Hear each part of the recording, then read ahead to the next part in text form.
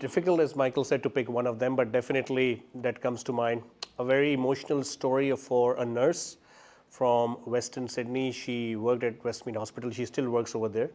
And that's all I can disclose about her, not the name or anything for sure. But now, her brother actually, when she was introduced to us, it was like 2.5 years ago, nearly now. And her brother actually had lost his deposit on a quite dodgy property deal.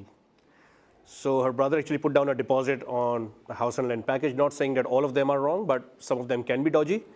And he put down on a deposit, lost all the money because he could not even get the loan. So that went on like 55 grand. He lost his savings. And when she was introduced to us, I remember that chat with her. She was like, when I brought her the idea of property investing, she was like, no way.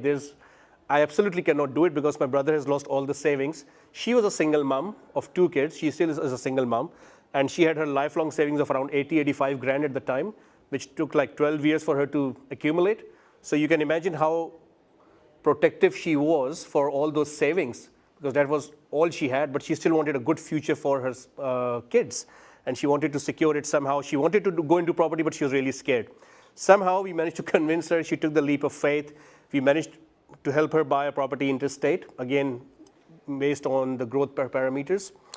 Now that property, based on the valuation we got last month, that property has made her an additional close to 180, 190 grand.